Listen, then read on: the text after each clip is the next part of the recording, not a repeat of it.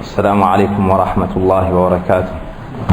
الحمد لله نحمده ونستعينه ونستغفره ونعوذ بالله من شرور أنفسنا ومن سيئات أعمالنا. من يهده الله فلا مضل له ومن يضلل فلا هادي له، وأشهد أن لا إله إلا الله وحده لا شريك له، وأشهد أن محمدا عبده ورسوله.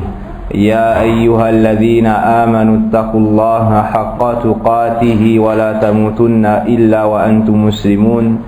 يا أيها الناس اتقوا ربكم الذي خلقكم من نفس واحدة وخلق منها زوجها وبث منهما رجالا كثيرا ونساء، واتقوا الله الذي تساءلون به والأرحام إن الله كان عليكم رقيبا.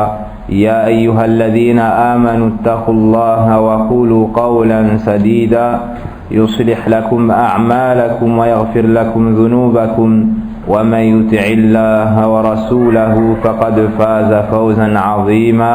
أما بعد، فإن أصدق الحديث كتاب الله جل وعلا، وخير الهدي هدي محمد صلى الله عليه وسلم، وشر الأمور محدثاتها، وكل محدثة بدعة، وكل بدعة ضلالة، وكل ضلالة في النار.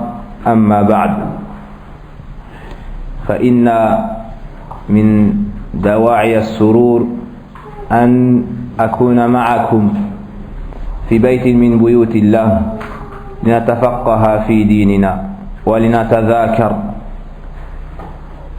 فنحمد الله سبحانه وتعالى على آلائه الكثيرة ونعمه الجسيمة، والأمر كما قال عز وجل: وإن تعدوا نعمة الله لا تحصوها إن الإنسان لظلوم كفار. نحمد الله تبارك وتعالى ونشكره على نعمة الإسلام، وعلى نعمة الإيمان، على نعمة التوحيد، على نعمة القرآن. ومن أعظم هذه النعم التي تستحق منا الشكر نعمة بعثة رسول الله صلى الله عليه وسلم إلى الناس كافة. Chers frères, après avoir loué Allah subhanahu wa ta'ala et prié sur son noble prophète et messager, je disais que parmi les choses qui me réjouissent, il y a le fait de me trouver ici parmi vous, dans l'endroit le plus aimé d'Allah subhanahu wa ta'ala, la mosquée. La mosquée. Et ce, afin d'apprendre notre religion et de nous rappeler les bienfaits d'Allah subhanahu wa ta'ala. Muawiyah radiallahu anhu un jour est sorti à la mosquée. Il a trouvé certains de ses compagnons unis dans la mosquée. Il leur a demandé: Ma ajlasakum, quelle est la cause de votre réunion? Ils ont répondu: Jalasna nadhkurullah wa natadhakkar ma manna Allahu alayna min ni'mati al-islam, wa dhakaru ashya. فقال لهم: الله ما أجلسكم إلا هذا؟ قالوا: الله ما أجلسنا إلا هذا. فقال: أما إني لم أسألكم تهمة بكم ولم أستحلفكم تهمة، ولكني سمعت رسول الله صلى الله عليه وسلم وهو قد خرج يوما إلينا ونحن مجتمعين في المسجد، فقال لنا: ما أجلسكم؟ قلنا: جلسنا نذكر الله وما من الله علينا من نعمة الإسلام، وذكروا أشياء. فقال لهم الرسول: الله ما أجلسكم إلا هذا؟ قالوا: الله ما جلسنا إلا لأجل ذلك. فقال: أما إني لم أستحلفكم تهمة بكم ولكن جبريل أتاني فقال لي: إن الله يباهي بكم الملائكة. فهذا حديث عظيم. Muawiyah radiallahu anhu un jour est sorti à la mosquée, a vu ses compagnons réunis et leur a demandé: quelle est la cause de votre union ici? Ils ont dit: nous sommes assis afin de nous rappeler les bienfaits d'Allah et sa grande grâce sur nous, lorsqu'il nous a guidés à l'islam. Alors Muawiyah radiallahu anhu leur a dit, par Allah, ceci est la cause de votre réunion. Ils ont répondu, par Allah, nous ne sommes assis que pour cela. Il leur a dit, sachez que je ne vous ai pas fait jurer car j'ai eu un doute sur vous. Et ça n'est pas pour vous accuser d'un mal. Mais alors que nous étions assis et réunis dans la mosquée, le prophète sallallahu alayhi wa sallam est venu et nous a dit, qu'est-ce qui vous a réunis? Nous avons répondu, nous sommes assis afin de louer Allah, de nous rappeler d'Allah et du bienfait qu'il nous a fait et de par lequel il nous a comblés lorsqu'il nous a guidés à l'islam. Alors le prophète sallallahu alayhi wa sallam nous a dit, par Allah, cela est la cause de votre réunion. Nous avons répondu, Wallahi, cela est la cause de notre réunion. Alors il nous a dit ensuite, je ne vous ai pas fait jurer car j'ai eu un doute sur vous. Mais Jibril alayhi salam est venu et m'a informé que Allah est en train de se vanter de vous auprès des anges. Pourquoi cela? Car ils étaient réunis dans une mosquée, dans une assise de rappel, dans une assise de science. On a Allah subhanahu wa ta'ala أن يوفقنا إلى كل خير وأن يجعل هذا المجلس مخلصا لوجه الكريم سبحانه وتعالى فقد قال كما ثبت من حديث النبي صلى الله عليه وسلم أن الله تبارك وتعالى قال وجبت محبتي للمتحابين فيا وللمتجالسين فيا وللمتزاورين فيا وللمتباذرين فيا. فنسأل الله سبحانه وتعالى أن يجعل هذه الجلسة أو هذا المجلس لأجله سبحانه وتعالى. Chers frères, تعلمون جميعا أن الله سبحانه وتعالى لم يخلقنا عبثا بل أوجدنا من العدم لغاية عظيمة ألا وهي تحقيق عبادته سبحانه وتعالى بإخلاص الدين له. فقال عز من قائل وما خلقت الجن والإنس إلا ليعبدون. Vous savez tous qu'Allah ne nous a pas créés en vain, sans but. Il nous a créés pour que nous l'adorions seul d'un culte sincère. Il nous dit dans son livre, je n'ai créé les djinns et les hommes que pour qu'ils m'adorent. Et voici le droit le plus immense, le droit d'Allah tabaraka wa ta'ala. Le prophète sallallahu alayhi wa sallam était sur une monture avec Mu'adh et il lui a dit ya Mu'adh atadri ma haqqullahi ala al-ibadi wa ma haqqul ibadi ala Allah? قلت الله ورسوله أعلم قال حق الله على العباد أن يعبدوه ولا يشركوا به شيئا. الحديث عند البخاري. Le prophète sallallahu alayhi wa sallam a dit à Mu'adh, sais-tu quel est le droit d'Allah sur ses serviteurs et quel est le droit des serviteurs sur Allah? Je répondis, Allah et son messager sont plus savants. Il me dit, alors le droit d'Allah sur ses serviteurs, qu'il l'adore sans rien lui associer. Voici le droit le plus immense. Et voici le message du prophète sallallahu alayhi wa sallam et de ses frères avant lui. قل هذه سبيلي أدعو إلى الله على بصيرة أنا ومن اتبعني وسبحان الله وما أنا من المشركين. Allah nous dit dans le Coran, dit voici ma voie, j'appelle à Allah avec clairvoyance moi ainsi que ceux qui me suivent. Donc le prêche du prophète sallallahu alayhi wa sallam était taxé sur le fait de faire sortir les gens des ténèbres du polythéisme, de l'ignorance et de l'injustice vers la lumière de l'islam, de l'unité d'Allah subhanahu wa ta'ala, de la science et de la justice. Voici le droit le plus immense. Voici le droit auquel nous appelons les gens à revenir, auquel nous appelons les gens à étudier afin de s'en acquitter pleinement, le droit d'Allah subhanahu wa ta'ala. وأعظم الحقوق بعد حق الله سبحانه وتعالى حق نبيه ورسوله وخليله وأفضل خلقه محمد صلى الله عليه وسلم. Et sans aucun doute, le droit le plus immense, après le droit de notre Créateur subhanahu wa ta'ala, est le droit de sa meilleure créature, et le droit de son meilleur prophète, et le droit de son bien-aimé, et le droit du prophète Muhammad sallallahu alayhi wa sallam. وإن الحديث عن الرسول صلى الله عليه وسلم يتكلم فيه القلب قبل اللسان. هذا الموضوع يحرك القلوب قبل الألسن والأجساد. أشهد أن محمدا رسول الله صلى الله عليه وسلم وخليله وخيرته من خلقه أرسله الله إلى الناس كافة رحمة للعالمين بشيرا ونذيرا وداعيا إلى الله بإذنه وسراجا منيرا أرسله الله على حين فترة من الرسل هدى الله تعالى به الناس من الضلالة وأعز به من الذلة وجمع به من بعد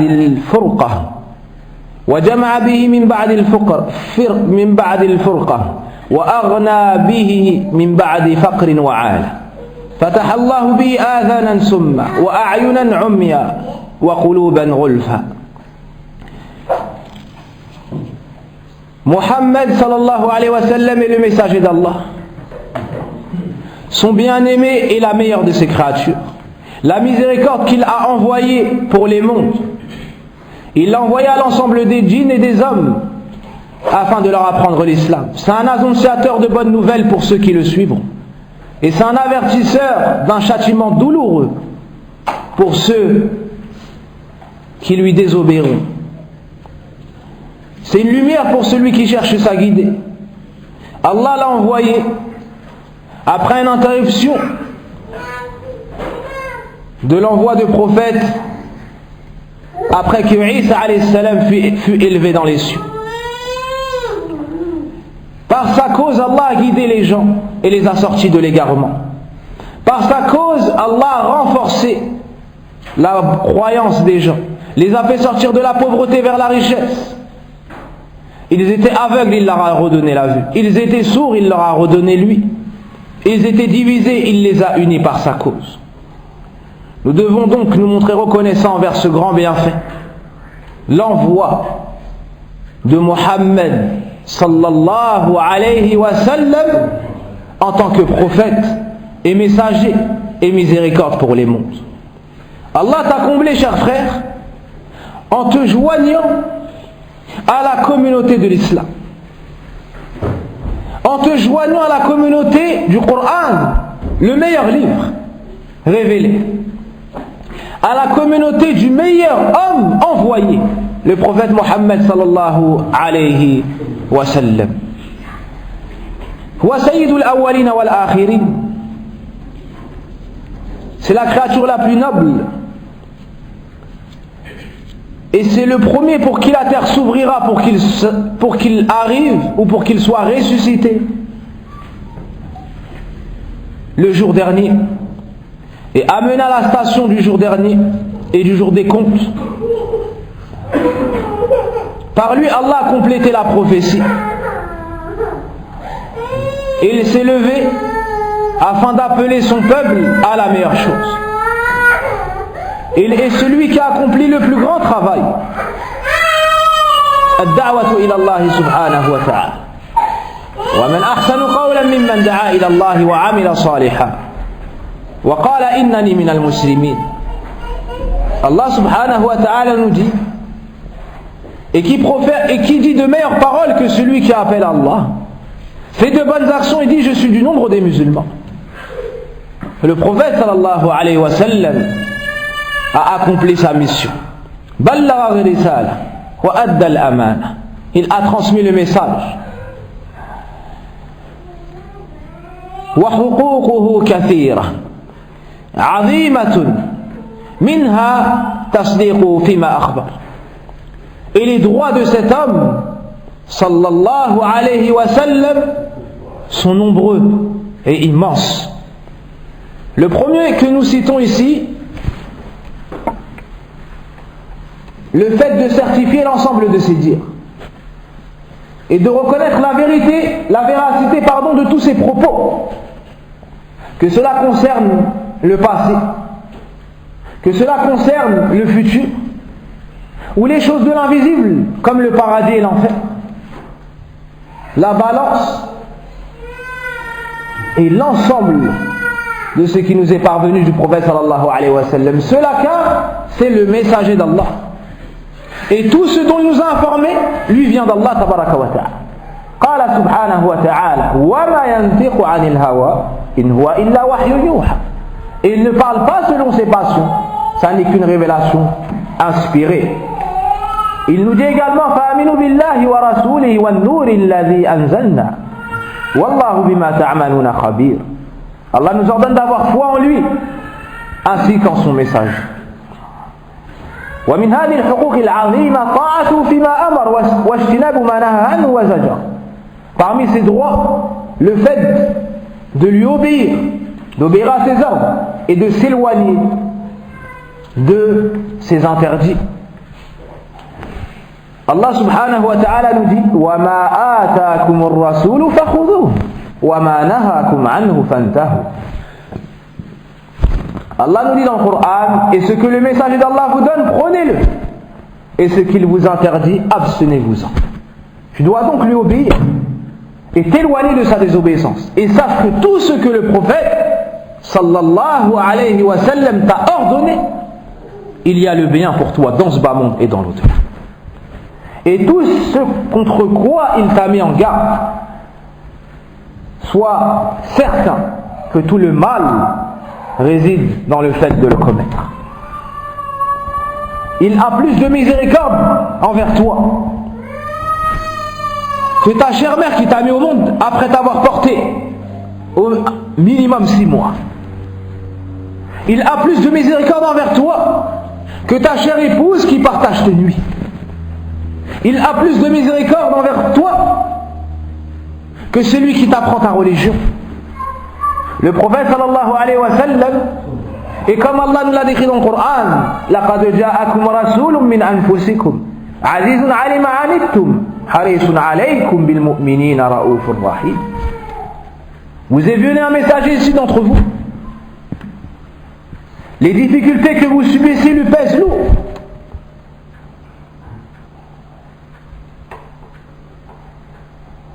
Il est motivé quant à votre guidée.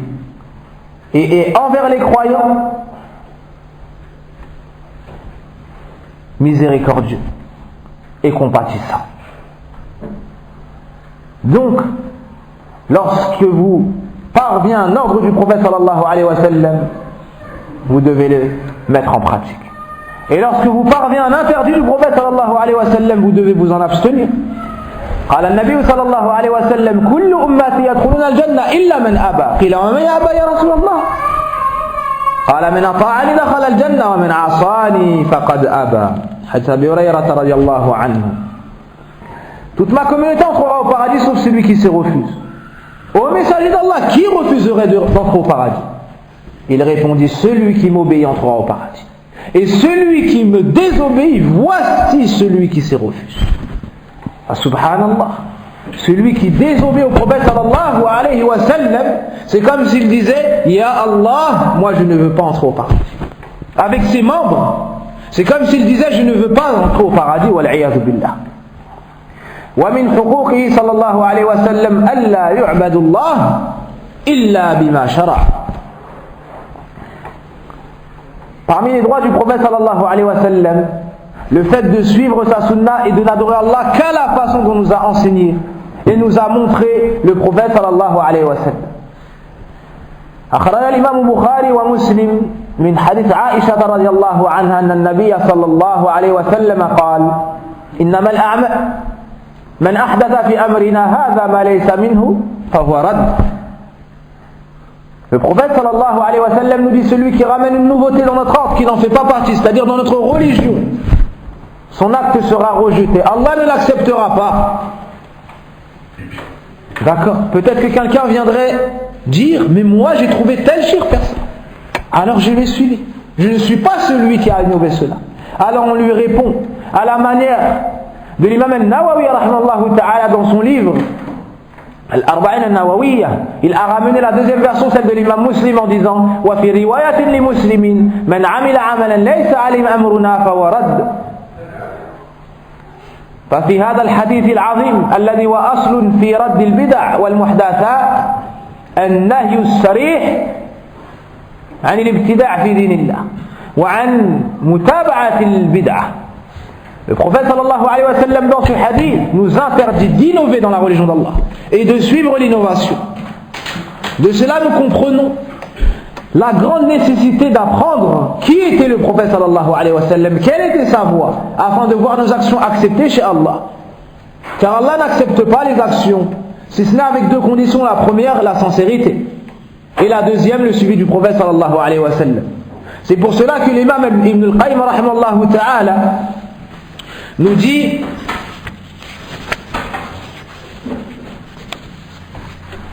وضرورة معرفة سبيل الرسل أو سبيل الرسول صلى الله عليه وسلم أعظم من ضرورة الروح إلى بدنه والعين إلى نورها والبدن إلى حياته أو كما قال رحمه الله تعالى.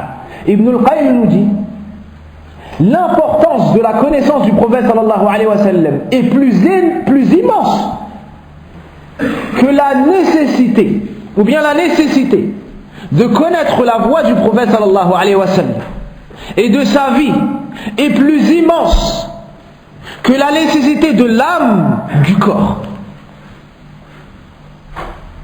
et du corps de la vie et de l'œil de sa lumière. Tu as plus besoin de connaître le prophète sallallahu alayhi wa sallam qu'a besoin ton corps de son âme. Subhanallah. Pourquoi cela? Si tu perds ton âme, tu perds la vie. Wal mawtu la budda minhu. Qad kataba Allahu al-fana ala kulli shay.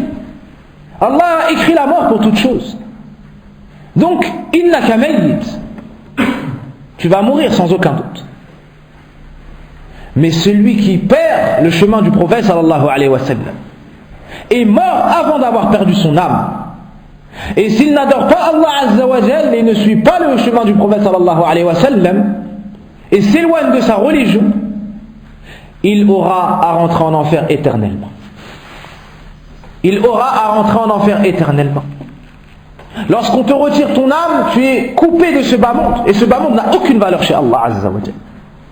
Mais lorsque tu es coupé de la voie du prophète sallallahu alayhi wa sallam, tu seras coupé du paradis. Et est-ce qu'on se lève pour la prière du Fajr? Est-ce que nous venons prier à la mosquée? Est-ce que nous sommes bienfaisants vers nos parents? Est-ce qu'on dépense de notre argent, si ce n'est pour avoir l'agrément d'Allah puis entrer dans son paradis? Donc prenez conscience de l'importance de ce sujet et de l'apprentissage de la voie et de la vie du prophète sallallahu alayhi wa sallam. Après avoir cité cela, chers frères, nous allons nous attarder bihaqqin sur deux points, sur deux droits qui font partie des droits les plus importants du prophète sallallahu alayhi wa sallam. Les droits qui font bouger les cœurs, qui font couler les larmes et qui motivent le musulman dans sa religion et qui poussent le non-musulman à avoir du respect pour cet homme qui était le prophète Mohammed sallallahu alayhi wa sallam. لِتُؤْمِنُوا بِاللَّهِ وَرَسُولِهِ وَتُعَزِّرُوهُ. Et cela afin que vous ayez foi en Allah, en son messager, et que vous lui portiez secours. التعزير للرسول صلى الله عليه وسلم من حقه أي تأييده ونصرته. Tu as l'obligation, et cela fait partie des droits de ton messager sur ta personne, sallallahu alayhi wa sallam, de le secourir. Quelqu'un pourrait dire, comment pourrais-je secourir le prophète sallallahu alayhi wa sallam après son décès? Après son décès. Cela a été décrit dans le Coran. Cela a été décrit dans la sunna du prophète sallallahu alayhi wa sallam et dans les récits des pieux prédécesseurs. Tu peux le secourir en apprenant sa religion, en apprenant sa vie, en mettant en pratique l'islam comme il l'a mis en pratique, et en enseignant aux gens qui était le prophète sallallahu alayhi wa sallam, aux musulmans ainsi qu'aux non-musulmans, car nous sommes dans une époque où l'injustice se répand et où le mensonge touche la meilleure créature d'Allah subhanahu wa ta'ala, le prophète sallallahu alayhi wa sallam. Combien il est calomnié ces derniers jours, mais cela ne lui nuit en rien. Inna kafaynaka al-mustahzi'in, car Allah subhanahu wa ta'ala le protège de tout cela. Mahabbatur Rasul sallallahu alayhi wa sallam wa nusratuhu min a'zamil qurubat wa ahabbiha ila Allah tabaraka wa ta'ala. Le fait d'aimer le messager d'Allah et de lui porter secours et de secourir sa sunna, sa tradition, fait partie des actions les plus aimées chez Allah et des meilleures façons de se rapprocher de lui subhanahu wa ta'ala. ولأهمية اتباع هذا الرسول وحبه جعل الله تبارك وتعالى متابعته علامة واضحة لصدق حبك لربك. L'amour du prophète sallallahu alayhi wa sallam et le suivi de sa voie a une place tellement importante chez Allah qu'il en a fait un signe par lequel nous allons reconnaître le véridique du menteur dans l'amour qu'il prétend avoir pour son Seigneur, Allah subhanahu wa ta'ala. قل إن كنتم تحبون الله فاتبعوني يحببكم الله ويغفر لكم ذنوبكم والله غفور رحيم. Dis si vous aimez Allah, si vous êtes véridique dans cela, suivez-moi. Allah vous aimera alors et vous pardonnera vos péchés. Allah est certes pardonneur et miséricordieux. Donc si tu aimes Allah et tu es véridique dans cela, tu dois suivre le prophète sallallahu alayhi wa sallam. Pourquoi nous aimons le prophète sallallahu alayhi wa sallam? Les causes qui poussent à aimer une personne sont multiples. Nous aimons le prophète sallallahu alayhi wa sallam car Allah l'a aimé. بل اتخذه خليلا كما اتخذ الله إبراهيم خليلا. Nous l'aimons car Allah l'a élevé dans son amour au plus haut degré de l'amour. Al-Khullah a'la darajat al-hubb ou al-mahabba. Allah a élevé le prophète sallallahu alayhi wa sallam dans son amour au plus haut niveau. Au plus haut niveau. وَالْمُؤْمِنُ الْمُوَفَّقُ يُحِبُّ مَا يُحِبُّهُ اللَّهُ فَإِنَّ مِنْ مَحَبَّةِ الْحَبِيبِ مَحَبَّةُ مَا يُحِبُّهُ. Parmi l'amour du bien-aimé, le fait d'aimer ce qu'il aime, le fait d'aimer ce qu'il aime, lorsque tu aimes Allah, ou du fait que tu aimes Allah, tu dois aimer ce qu'il aime. Et Allah a aimé le prophète Muhammad sallallahu alayhi wa sallam, tu dois donc l'aimer. Donc le musulman aime le prophète sallallahu alayhi wa sallam car Allah l'a aimé. Parmi les causes qui poussent à aimer une personne, il y a son bon comportement et ses nobles caractères. وهو صلى الله عليه وسلم كما قال ربنا وإنك لعلى خلق عظيم ذو الشمائل الطيبة. Le prophète sallallahu alayhi wa sallam est comme Allah l'a décrit dans le Coran, et tu as certes un comportement exemplaire. Tu es certes d'une moralité imminente. Le prophète sallallahu alayhi wa sallam a été élevé dans son comportement. Allah l'a purifié, lui a pardonné ses péchés passés et futurs. Tu aimes les gens de par leur bon comportement. Et le prophète sallallahu alayhi wa sallam avait le meilleur comportement. Avec les enfants, lorsqu'il les croisait, il les saluait et leur caressait la tête, comme dans le hadith de Anas. Avec ses épouses, il était à leur service et lorsqu'il entendait l'appel à la prière, il sortait. Il n'a jamais levé sa main sur une femme ni sur une esclave. Anas ibn Malik nous dit: j'étais au service du prophète sallallahu alayhi wa sallam pendant 10 ans. Il ne m'a jamais dit d'une chose que j'ai faite. Pourquoi est-ce que tu as fait cela? Subhanallah, pendant 10 ans. Qui patiente sur son enfant une semaine sans lui faire des reproches, ou sur son épouse? Et sans aucun doute, un enfant de 10 ans a des manquements. Tout cela pour que vous ayez connaissance du noble caractère de votre messager et prophète sallallahu alayhi wa sallam. Sa douceur s'est même répercutée sur les animaux. C'est même répercuté sur les animaux, sur la végétation, subhanallah, sur les montagnes, sallallahu alayhi wa sallam. Il a interdit de couper un arbre sans nécessité. Il a ordonné le bon comportement envers les femmes, les enfants et les personnes âgées. Il nous a appelés vers tout le bien, nous a mis en garde contre tout le mal. Tu peux être aimé à pousser, tu peux être poussé à aimer une personne de par sa belle apparence et l'embellissement qu'Allah lui a donné. Et sache que le prophète sallallahu alayhi wa sallam avait une apparence des plus magnifiques, des plus resplendissantes. Anas ibn Malik radiallahu anhu nous dit: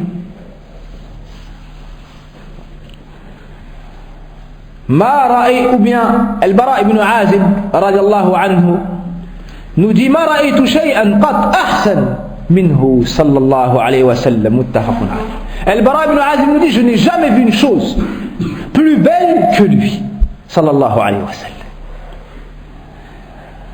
وقال: وكان وجهه مثل القمر أي مستديرا قليلا في كان لامعا منورا.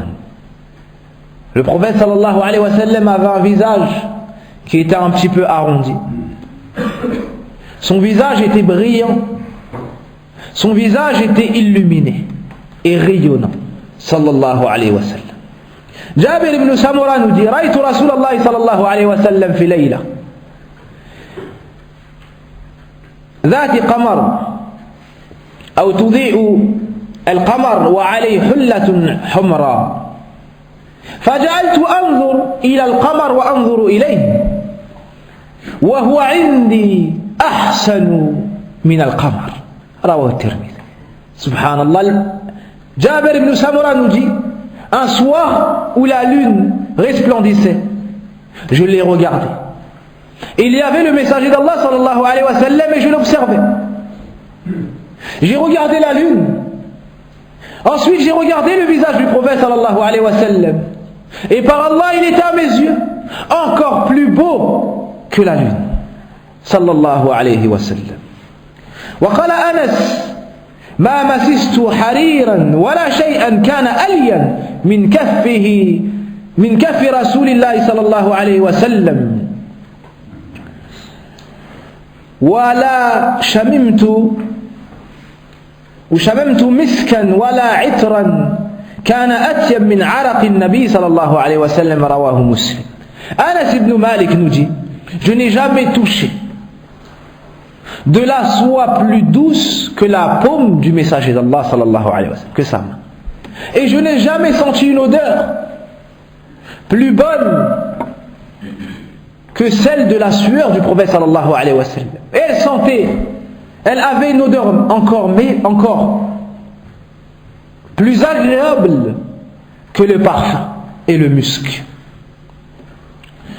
والنفوس جبلت على محبة من أحسن إليها وأسألكم هل وجدتم من أحسن إليكم من البشر مثل إحسان رسول الله صلى الله عليه وسلم بكم.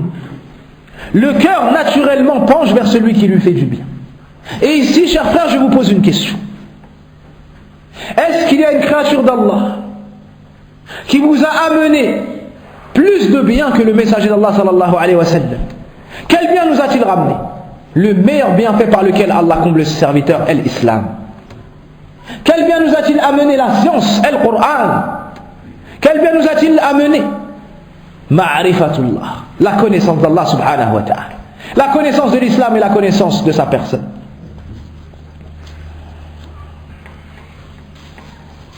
Il n'y a pas une autre bonne action que tu mettes en pratique, comme prière, jeûne, pèlerinage, sans que la cause de cela soit l'enseignement du prophète sallallahu alayhi وسلم نحبه لكمال رأفته ورحمته بنا. On l'aime également car il avait une grande miséricorde et pitié envers sa communauté et envers nous. Nous l'aimons car il nous a aimés. Sallallahu alayhi wa sallam. Il t'a aimé toi mon frère. En disant Wadittu an akuna ma'a ikhwani. Subhanallah. Il dit à ses compagnons, j'aurais tant aimé être avec mes frères. فقالوا له يا رسول الله ألسنا إخوانك. Ne sommes-nous pas tes frères? Il a répondu Antum ashabi. Vous êtes mes compagnons. Vous êtes mes compagnons. Mes frères sont ceux qui viendront après moi. Mes frères sont ceux qui viendront après moi. Croiront en moi alors qu'ils ne m'auront pas vu. La ilaha illallah.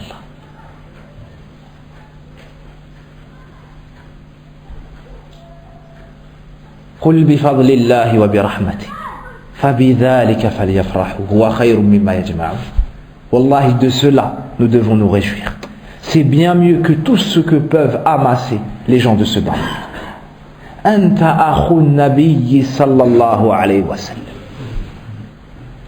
إذا افتخر فلان بنسبه وبماله وبحسبه افتخرنا بحبيبنا محمد صلى الله عليه وسلم. Lorsque les gens viennent à toi pour se vanter de leur rang social, leur argent, leur lignée, leur nom de famille, leur couleur, leur argent, réponds-leur que toi, tu ne te vantes que d'une chose, de l'islam par lequel Allah t'a comblé, et d'être le suiveur et le frère du messager d'Allah sallallahu alayhi wa sallam. Comment est-ce qu'on pourrait ne pas l'aimer alors que lui nous a aimés et aurait espéré nous voir? Sallallahu alayhi wa sallam. Et il nous dit sallallahu alayhi wa sallam min ashaddi an-nas min ummati li hubban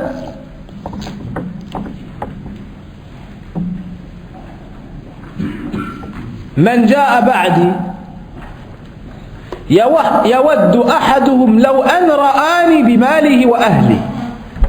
Le prophète sallallahu alayhi wa sallam nous dit, parmi ceux qui m'aiment le plus de ma communauté, il y a des gens qui auraient espéré me voir,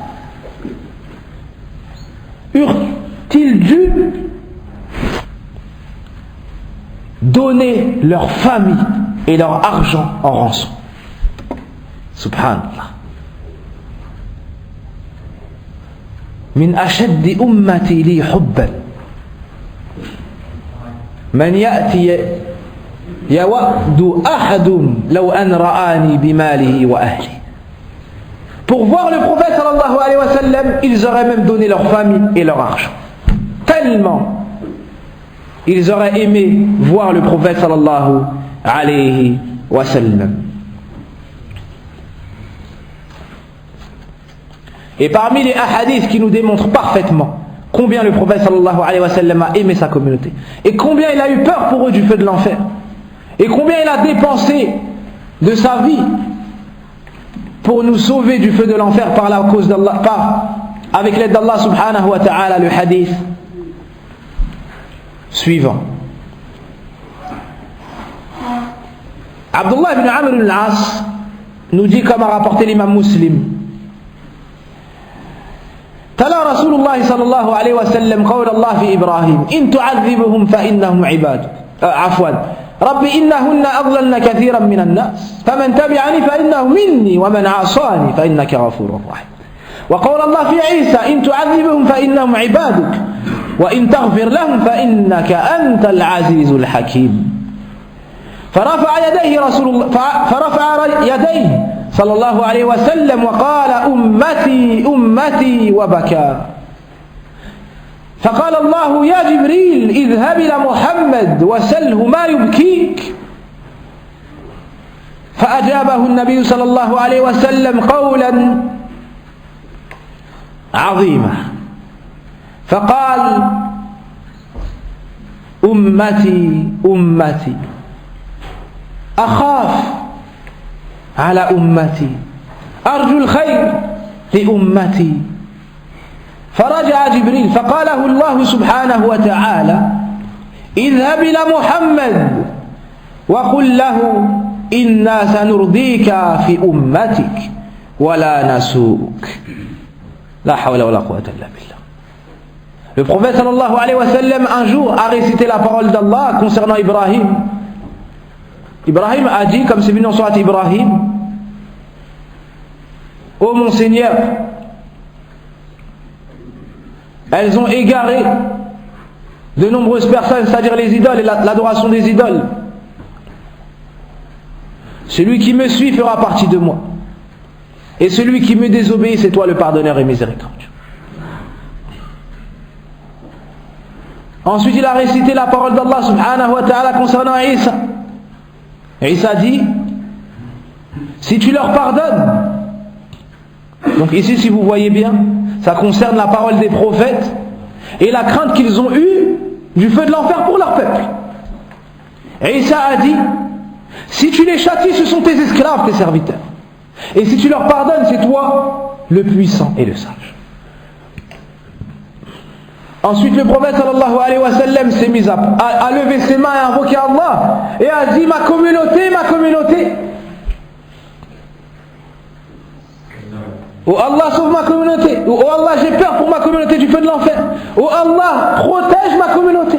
Et il s'est mis à pleurer sallallahu alayhi wa sallam. الرسول صلى الله عليه وسلم يبكي لأجلك أولا تبكي لنفسك. Le prophète sallallahu alayhi wa sallam pleure pour toi. Ne vas-tu pas pleurer pour toi-même? Ne crains-tu pas le feu de l'enfer? N'as-tu pas peur d'être éloigné du paradis et de l'agrément d'Allah tabaraka wa ta'ala?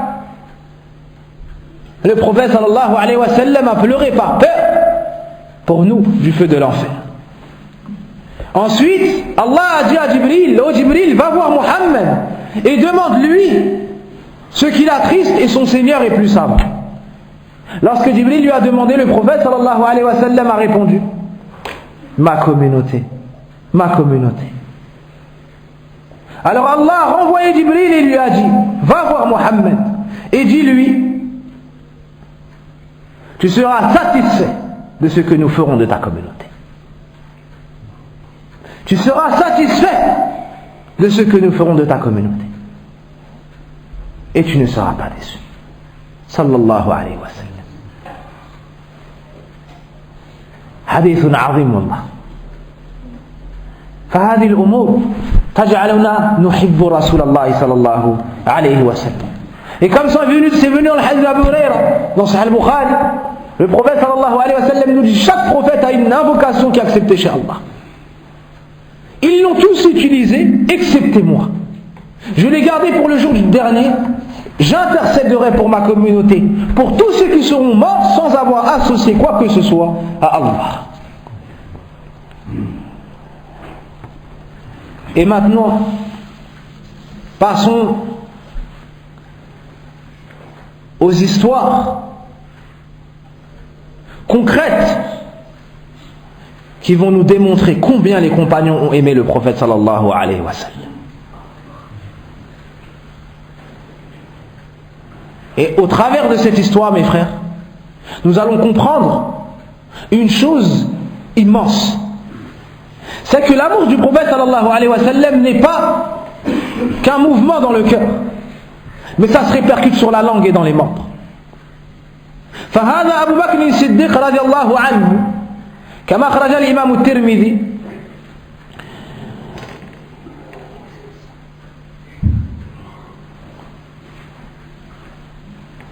يخرج في الليل ولقي رسول الله صلى الله عليه وسلم فسأله: ما جاء بك يا أبا بكر؟ فأجابه رضي الله عنه: خرجت لألقى رسول الله. خرج في ساعة لا يخرج فيها، فقال: خرجت لألقى رسول الله وأنظر في وجهه والتسليم عليه صلى الله عليه وسلم. Abu Bakr un soir est sorti à une heure où on ne sort pas habituellement, dans la nuit, et il a rencontré le messager d'Allah sallallahu alayhi wa sallam. Le prophète lui a demandé sallallahu alayhi wa sallam, quelle est la cause de ta sortie, ô Abu Bakr? Il lui a répondu, je suis sorti afin de rencontrer le messager d'Allah, afin de regarder son visage et afin de le saluer. Ils sortaient par moments en pleine nuit, car le prophète sallallahu alayhi wa sallam leur manquait. Ils passaient la journée avec lui. Et lorsqu'ils étaient dans leur famille avec leurs enfants, ils ne trouvaient pas le repos, ni la tranquillité, car ils étaient éloignés de leur bien-aimé, le prophète sallallahu alayhi wa sallam. Une autre histoire avec Abu Bakr lors de l'hégire.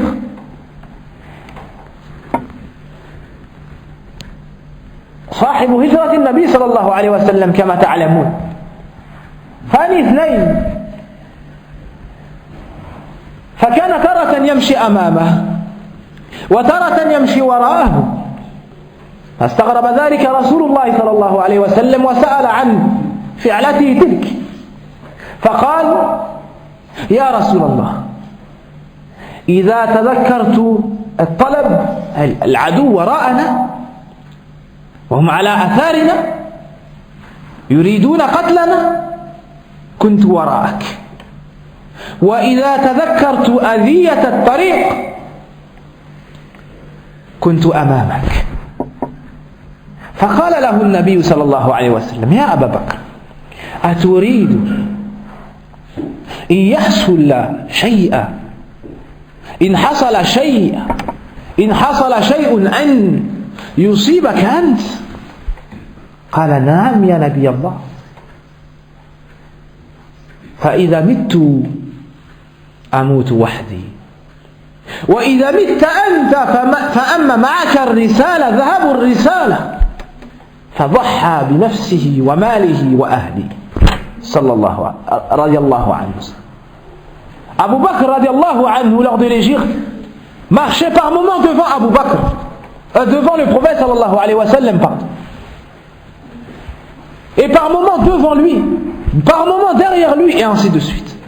Le prophète sallallahu alayhi wa sallam s'est étonné de cela et a questionné Abu Bakr. Pourquoi est-ce que tu fais cela, ô Abu Bakr? Abu Bakr radiallahu anhu lui a dit, lorsque je me rappelle l'ennemi à nos trousses, car Kuffar Quraysh avait envoyé des gens afin d'assassiner le prophète sallallahu alayhi wa sallam et avait mis une grande rançon pour cela. Alors lorsque je me souviens de l'ennemi à nos trousses, je me mets derrière toi.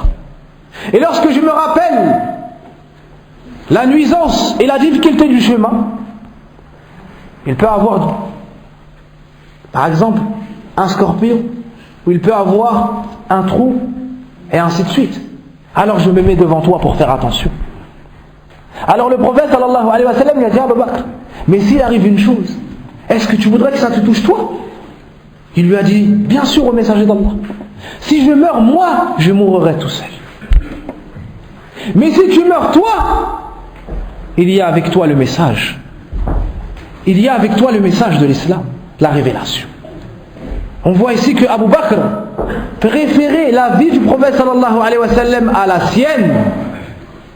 Il préférait sa mort à la mort du prophète sallallahu alayhi wa sallam. Il était prêt à mourir afin que l'islam vous parvienne au jour d'aujourd'hui. La hawla wa la quwwata illa billah. Qui a aimé le prophète sallallahu alayhi wa sallam comme cela?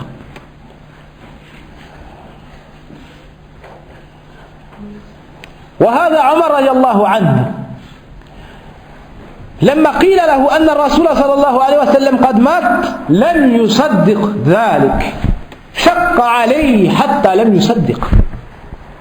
Omar radiallahu anhu, lorsqu'on lui a dit le prophète sallallahu alayhi wa sallam est mort, il n'a pas pu entendre cela, il n'a pas pu y croire.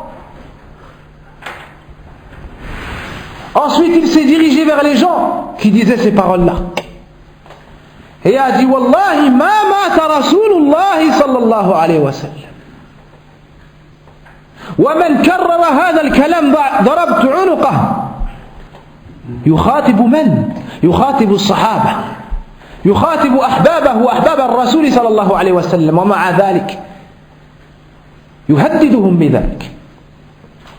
Abu Bakr ou bien Omar, lorsqu'il a entendu ces paroles-là, il leur a dit Wallahi, le prophète sallallahu alayhi wa sallam n'est pas mort, il va revenir. Si j'entends encore une parole, si j'entends encore une personne proférer ces paroles, alors je sortirai mon épée contre lui. Subhanallah, il n'a pas supporté d'entendre l'annonce du décès de son bien-aimé. Il n'a pas imaginé sa vie sans croiser son bien-aimé à Médine, sallallahu alayhi wa sallam. Est-ce que cet amour-là s'arrête à ce moment-là? Là, wallah.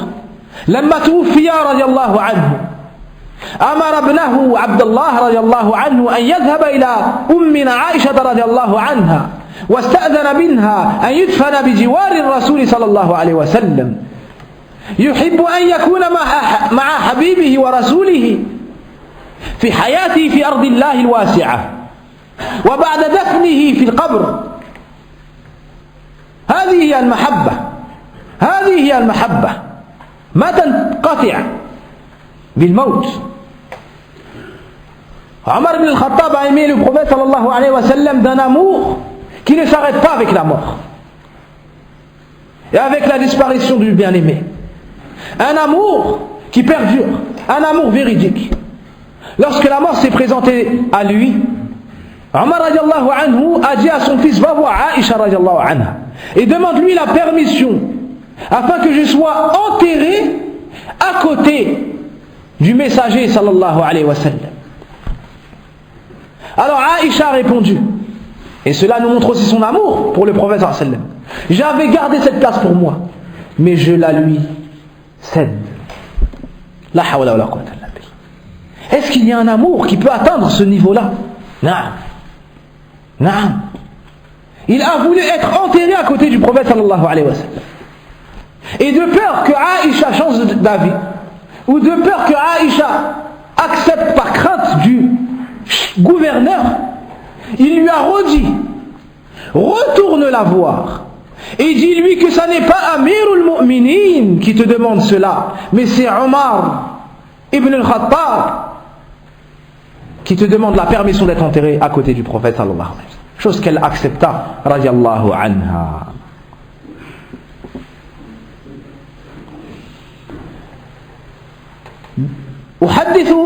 أحدثكم عن من كثرت القصص كلها أجمل من الأخرى. هذا بلال، وما أدرك من بلال رضي الله عنه. Voici Bilal. Et qui te dira qui est Bilal رضي الله عنه؟ مؤذن الرسول صلى الله عليه وسلم، أول من أذن في الإسلام، أول من أذن رضي الله عنه. قصته ثقلت ذكرها، قصته بالغة أو بليغة عظيمة. Bilal radiallahu anhu, après la mort du prophète sallallahu alayhi wa sallam, est venu voir Abu Bakr, qui était donc le calife, et lui a dit: à Abu Bakr, le prophète sallallahu alayhi wa sallam a cité Al-Ribat. Al-Ribat, c'est les gardes frontiers, ceux qui préservent les limites du pays des ennemis.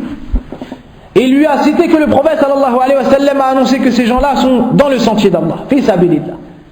Il lui a donc demandé la permission de partir fi Sham, la région, vous me corrigez si je me trompe, qui est actuellement vers la Syrie et ses alentours. Alors Abu Bakr lui a dit: à Bilal, reste avec nous et tu feras l'adhan. Alors Bilal radiallahu anhu a dit: Wallahi la sa'u'adhin li ahadin ba'da rasulillahi sallallahu alayhi wa sallam. Bilal radiallahu anhu a dit, lorsque Abu Bakr radiallahu anhu a insisté afin qu'il reste à Médine, Bilal radiallahu anhu a répondu: Wallahi, je ne ferai l'adhan pour personne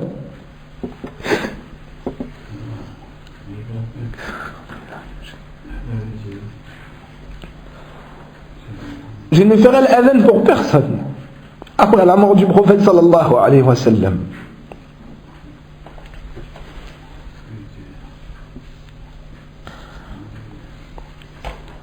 Bilal radiallahu anhu n'avait plus goût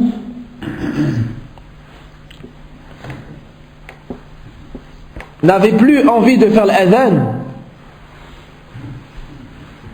après la mort du prophète sallallahu alayhi wa sallam. Il a donc dit à Abu Bakr, Wallahi, je ne ferai plus l'appel à la prière pour personne après la mort du messager d'Allah sallallahu alayhi wa sallam. Et il s'est mis à pleurer. Abu Bakr insista. Et Bilal rétorqua, Ya Abu Bakr, si tu m'as affranchi pour toi, alors fais de moi ce que tu veux. Mais si tu m'as affranchi pour Allah, laisse-moi partir. Alors Abu Bakr lui a dit, mais non, je t'ai affranchi pour Allah.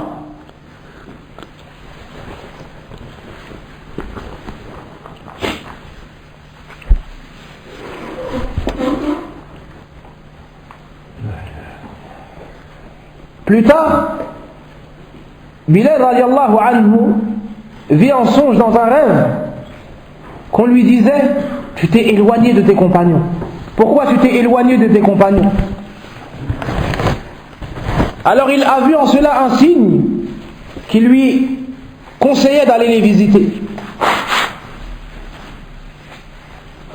Il a donc voyagé à Médine pour aller visiter les compagnons du prophète sallallahu alayhi wa sallam. Lorsque la prière arriva, on lui dit, ô Bilal, fais l'appel à la prière comme tu le faisais du temps du prophète sallallahu alayhi wa sallam. Ils ont insisté pour cela. Alors Bilal accepta. Il se leva et dit, Allahu Akbar, Allahu Akbar, Allahu Akbar, Allahu Akbar, Ashhadu an la ilaha illallah, Ashhadu an la ilaha illallah, Ashhadu anna. Et il n'a pas réussi à continuer.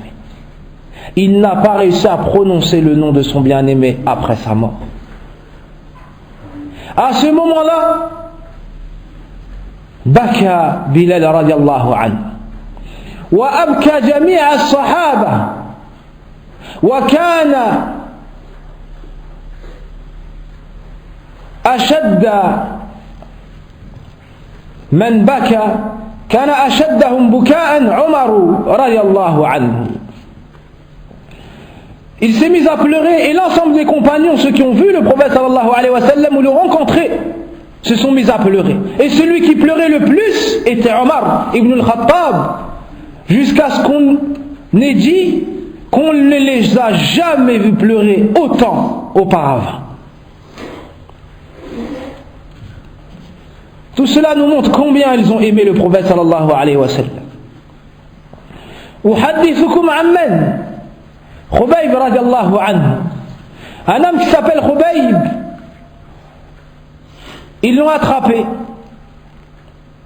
ils l'ont torturé, il leur a demandé la permission de prier 2 unités de prière pour Allah azza wa jalla avant d'être assassinés. Ils ont accepté, il a donc prié avec une grande sérénité et quiétude. Ensuite, ils ont dit, Wallahi, nous n'avons jamais vu quelqu'un prier avec autant de recueillement que cet homme. Et Khubayb de leur répondre, Wallahi, si ce n'était pas par peur que vous pensiez que j'ai peur de la mort, j'aurais allongé encore plus ma prière. J'aurais allongé encore plus ma prière. Ils l'ont torturé. À ce moment-là, ils lui ont dit. Après tout cela, ils lui ont dit, oh Khubayb, aimerais-tu être tranquille, assis paisiblement au sein de ta famille, et que Mohammed soit ici à ta place? Ils ont essayé de le monter contre le prophète sallallahu alayhi wa sallam, de salir son image et de lui insuffler des ambiguïtés sataniques, comme essayent de le faire au jour d'aujourd'hui certaines personnes. Mais wallahi, la renommée du prophète sallallahu alayhi wa sallam est trop élevée pour que vous réussissiez à faire cela. Allah a élevé le prophète sallallahu alayhi wa sallam et sa renommée. Pensez-vous que des créatures faibles pourraient venir aujourd'hui le rabaisser? Ni un film mensonger et injuste ne pourra réussir à faire cela. ni des journaux dépourvus de toute droiture et d'injustice ne pourraient réussir à faire cela. Car Allah l'a préservé, a défendu son honneur et son nom. Alors Khubayb a répondu à ces gens-là. Il n'a pas dit un non, tout simplement, non. Il leur a répondu, Wallahi, ma uhibbu an akuna bayna ahli wa ar-rasul sallallahu alayhi wa sallam yushak bishawka. Il a dit, Wallahi, je n'aimerais pas être tranquillement dans ma famille, sachant que le prophète sallallahu alayhi wa sallam serait piqué par une simple épine. Par une simple épine. Il préfère mourir après avoir subi des tortures plutôt que savoir que son bien-aimé ait reçu une nuisance aussi minime soit-elle. Aussi minime soit-elle. Ali ibn Abi Talib, lorsque les associateurs se sont unis pour l'assassiner, sallallahu alayhi wa sallam, il s'est mis dans son lit et a porté le vêtement du prophète sallallahu alayhi wa sallam pour qu'il ait comme, ou pour qu'il pense que c'est le prophète sallallahu alayhi wa sallam. Il n'a pas hésité à prendre sa place, à risquer sa vie pour sauver celle du prophète sallallahu alayhi wa sallam. Vous voulez savoir comment les enfants aimaient le prophète sallallahu alayhi wa sallam? Vous voulez savoir comment nous devons éduquer nos enfants à l'amour du prophète sallallahu alayhi wa sallam? Vous avez entendu l'histoire de Ali.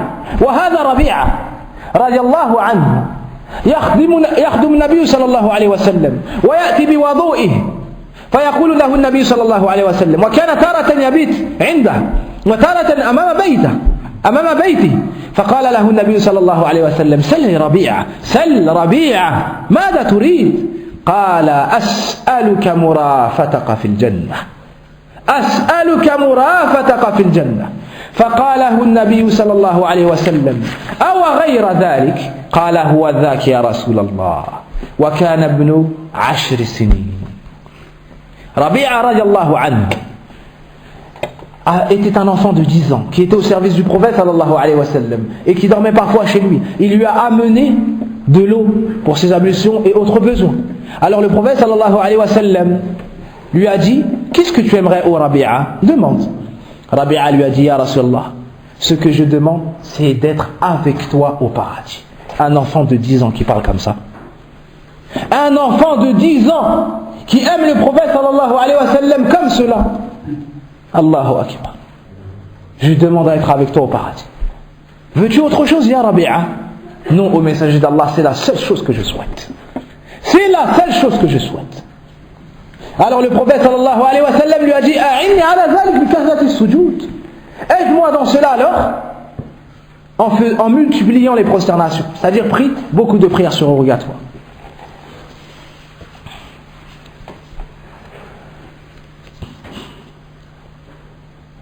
Voulez-vous entendre l'histoire de femmes?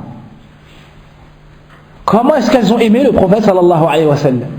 هذه أم أيمن أو أبدأ بامرأة أخرى أم سليم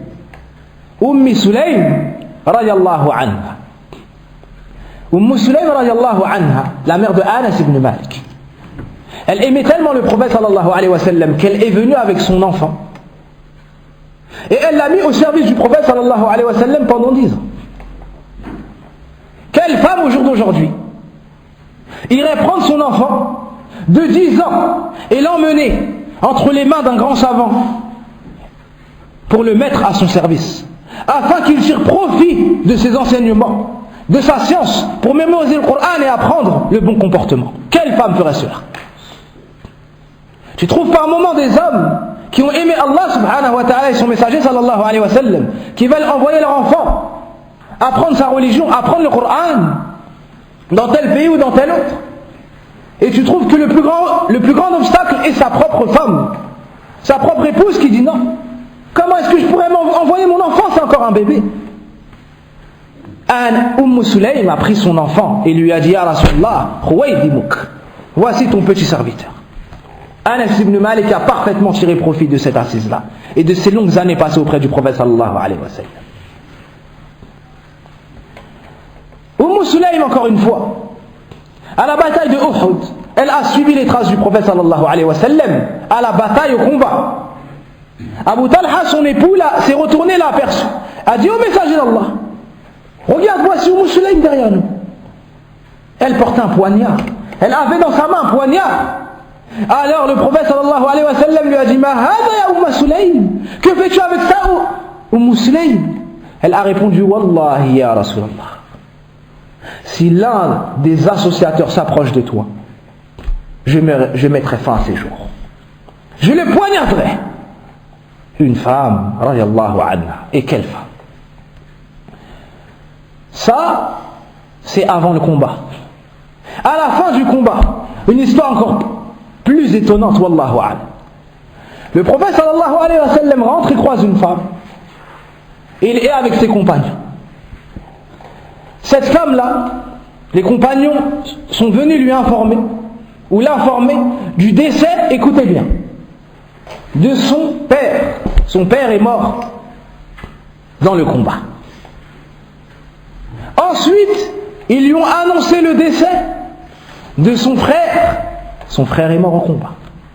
Mets-toi à sa place et imagine cette situation. Ensuite, ils lui ont annoncé le décès de son mari. Elle est restée droite. Et elle est restée patiente et ferme. Et a accepté le décret d'Allah subhanahu wa ta'ala. Mais savez-vous ce qu'elle a dit ensuite? Ma'adha an rasulillahi sallallahu alayhi wa sallam. La hawla wa la quwwata illa billah. On lui annonce le décès de son père, de son frère et de son mari. Et la seule chose qui sort de son cœur pour sortir de sa bouche est: qu'en est-il du messager d'Allah? Comment va le messager d'Allah? Sallallahu alayhi wa sallam. Wa kama tuhibbina an yakun. Ils lui ont répondu, il est comme tu aimerais le voir. Elle leur a répondu, je veux le voir, montrez-le-moi. Montrez-le-moi. Ils lui ont dit, hada huwa rasulullah. Alors ils lui ont montré du doigt. Lorsqu'elle l'a vu, le prophète sallallahu alayhi wa sallam lui a parlé et elle a dit, kullu musibatin ba'daka jalalu ay hayyin. Elle a dit, wallahi, de te voir et de te savoir en vie, après cela, tout malheur ne sera que futilité. Il n'y a plus rien d'important. Il n'y aura rien de grave à partir du moment où toi tu vas bien. Sallallahu alayhi wa sallam. Wallahi, une mahabba, on se pose la question si nous l'avons déjà goûté. Et on se pose la question si on a déjà senti son odeur même de loin. Wala hawla wala quwwata illa billah. Allahumma arzuqna hubba nabiyyik sallallahu alayhi wa sallam. Sawad ibn Aziyya radiyallahu anhu, lors de la bataille, lorsque le prophète sallallahu alayhi wa sallam a ordonné et a arrangé les rangs, Sawad était, on dira, un pas avancé. Il n'était pas aligné dans le rang. Il était un peu en avant. Alors le prophète sallallahu alayhi wa sallam lui a dit, istawi ya Sawad, istawi. Sawad est resté comme ça. Ensuite le prophète sallallahu alayhi wa sallam est venu et il avait une chose dans sa main. Une épée ou autre. Et il a émis une pression sur le ventre de Sawad, afin qu'il recule et soit aligné alors dans le rang. Sawad a dit, aïe, awja'tani ya Rasulallah. Tu m'as fait mal au messager d'Allah. Par celui qui t'a envoyé avec la vérité, je veux prendre mon droit sur toi. Tu m'as mis un coup, je veux te remettre un coup. Ce qu'on appelle al-qisas, la loi du talion. La loi du talion. Alors le prophète sallallahu alayhi wa sallam, de par la modestie que vous lui connaissez et son humilité, a levé son vêtement et a découvert de son ventre et a dit, remets-moi le coup que je t'ai mis. Les sahaba ont été alors troublés de cette image qui se présentait devant eux, qui se présentait et s'offrait à eux, et n'ont pas agréé les dires de Sawad. Mais avant de penser à quoi que ce soit, écoutez d'abord la suite. lorsque le prophète sallallahu alayhi wa sallam a découvert de son ventre, Sawad s'est avancé, il est tombé sur ses genoux et a embrassé le ventre du prophète sallallahu alayhi wa sallam. Il a fait un bisou sur le ventre ou le nombril du prophète sallallahu alayhi wa sallam. وَقَالَ هَذَا الَّذِي أَرَدْتُ يَا رَسُولَ اللَّهِ. Voici ce que je voulais, ô messager d'Allah. Je sais qu'aujourd'hui sera un jour difficile et qu'il y aura des martyrs. Et j'espère que je ferai partie de cela. Alors j'ai voulu que la dernière peau qu'aura touché mon corps et ma main soit la peau du messager d'Allah sallallahu alayhi wa sallam. Est-ce que vous avez déjà entendu un amour et vu un amour comme celui-ci? Qui a déjà pensé même à cela? Que la dernière chose que tu touches avant de mourir soit la peau de ton bien-aimé sallallahu alayhi wa sallam. Wa radiyallahu an Sawad wa an as-sahabati ajma'in.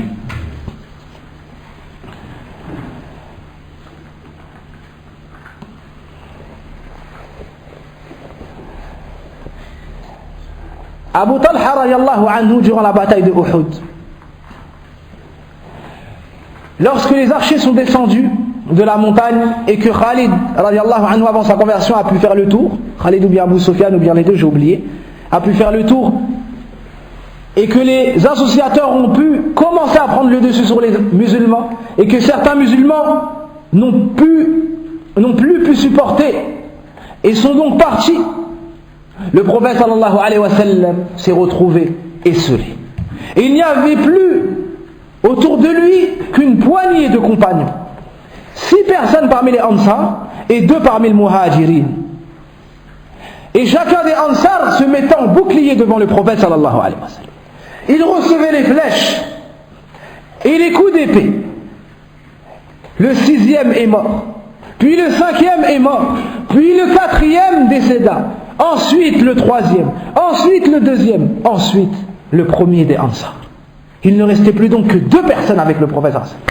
Saad ibn Abi Waqqas, si je ne me trompe pas, et Abu Talha radiallahu anhu. Alors,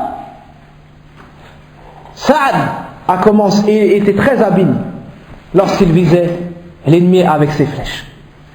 Et il visait l'ennemi. Et il touchait ses cibles. Et le prophète sallallahu alayhi wa sallam aimait voir la cible de Abu Talha toucher son ennemi. Alors il mettait sa tête derrière lui. C'est alors que Abu Talha lui a dit: non, ô messager d'Allah, ne te penche pas de peur qu'une flèche de l'ennemi te touche. Nahri duna nahrika ya Rasulallah. Allahu Akbar. Il a dit au messager d'Allah: je me sacrifie pour toi, ô messager d'Allah, reste derrière moi.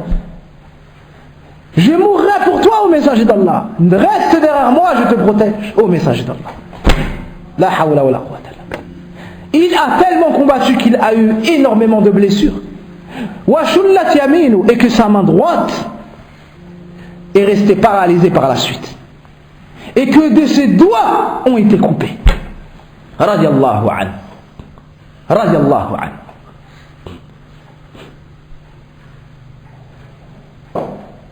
Et au retour de la bataille de Uhud, Talha ibn Ubaydillah radiallahu anhu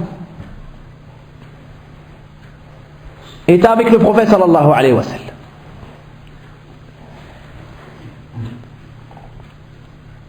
Et ils ont dû escalader un rocher. Le prophète sallallahu alayhi wa sallam, alourdi par ses blessures et la fatigue, n'a pas réussi à monter cela. Alors Talha ibn Ubaydillah radiallahu anhu, malgré ses blessures et sa fatigue, s'est accroupi et a mis son dos en tant qu'échelle pour le prophète sallallahu alayhi wa sallam. Il est alors monté avec ses sandales sur son dos. Et le prophète sallallahu alayhi wa sallam a réussi à escalader alors ce petit rocher. Le prophète sallallahu alayhi wa sallam par la suite a dit: Awjaba Talha el Jannah. Talha a gagné le paradis. Talha a gagné le paradis. Au retour de la bataille, lorsqu'ils ou bien avant le retour, certains compagnons sont arrivés à Médine. Il y a une femme qui s'appelle Ayman, radiallahu anha. Ayman, radiallahu anha. Elle les a vus et s'est mise en colère car ils avaient laissé le prophète sallallahu alayhi wa sallam. Elle leur a dit: tenez mes quenelles et donnez-moi votre épée. Donnez-moi votre épée, je vais aller défendre le messager d'Allah. Sallallahu alayhi wa sallam. Quelle femme, wallah. Radiallahu anha. Sur le retour, il y a un homme qui est le chef des hypocrites, Ibn Ubay ibn Saloul, qui a dit: La in raja'na ila al-madinati la yukhrijanna al-a'azzu minha al-adhal. Si nous rentrons à Médine, les plus forts feront sortir les plus faibles. Il entendait par les plus forts les hypocrites et les autres, et par les plus faibles les musulmans. Son fils Abdullah radiallahu anhu faisait partie des gens qui avaient le meilleur comportement vers son père, car l'islam nous appelle à la bienfaisance envers les parents, quand bien même serait-il mécréant. Quand bien même serait-il mécréant. Mais ce jour-là, Abdullah ibn Ubay, lorsque son père a voulu rentrer à Médine, il a attrapé sa monture. Il lui a dit: Wallahi lan tadkhulaha. Wallahi, tu ne rentreras pas à Médine. À qui il s'adresse? À son propre père. Tu ne rentreras pas à Médine. Tu as dit que le plus fort fera sortir le plus faible. Ben, tu vas savoir aujourd'hui qui est le plus faible. Ta parole est véridique. Mais qui est le plus faible? Ça n'est pas le message d'Allah, c'est toi. Wallahi, tu ne rentreras pas à Médine tant que le messager d'Allah ne t'aura pas donné sa permission. Tellement il a aimé le prophète, il n'a pas supporté les paroles de son propre père. Il l'a laissé à la porte de Médine et ne l'a pas laissé rentrer. Alors son père a dit: oh vous l'Ansar, regardez, mon fils m'empêche de rentrer à Médine. Il a appelé sa tribu, Al-Khazraj. Ils l'ont dit: laisse ton père, laisse-le rentrer. Il a dit: non, tant que le message d'Allah ne lui aura pas donné la permission, afin qu'il sache qu'il est l'humilié aujourd'hui. Alors le prophète sallallahu alayhi wa sallam, de par sa douceur envers les gens, a dit: laisse-le rentrer à Médine. À ce moment-là seulement, il a laissé son père rentrer à Médine.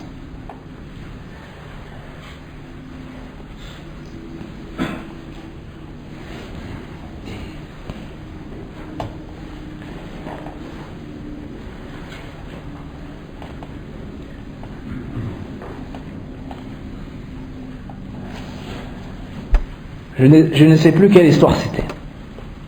Combien de temps il nous reste? Allah vérifie. Il me reste presque une dizaine d'histoires.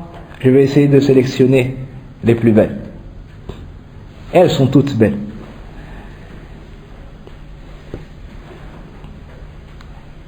Thabit ibn Qais radiallahu anhu, lorsqu'Allah révéla les premiers versets de Surat al-Hujurat, Ya ayyuhalladhina amanu la tarfa'u aswatakum fawqa sawti an-nabi. Ô vous qui avez cru, n'élevez pas vos voix au-dessus de celles du prophète, de peur que vos actions ne soient annulées. Il est rentré chez lui. Il s'est enfermé chez lui et n'a fait que pleurer des jours durant. Alors le prophète sallallahu alayhi wa sallam, lorsqu'il l'a perdu de vue, comme à son habitude, et cela est une sunna pour les imams et pour les responsables, de toujours se tenir au courant de l'état de sa communauté. Il a donc demandé au sujet de Thabit ibn Qais. Un homme est parti s'enquérir de ses nouvelles, est revenu et a dit: ô messager d'Allah, il est chez lui, il ne sort pas de chez lui, ne fait que pleurer et a peur qu'Allah ait annulé toutes ses actions, car il nous a dit qu'il a la voix la plus portante et qu'il a élevé sa voix au-dessus de toi. Tellement il respectait le prophète sallallahu alayhi wa sallam, il a eu peur qu'Allah ait annulé toutes ses actions. Le prophète sallallahu alayhi wa sallam a dit: retournez le voir et dites-lui qu'Allah n'a pas annulé ses actions, mais qu'il fait partie des gens du paradis. Mais qu'il fait partie des gens du paradis.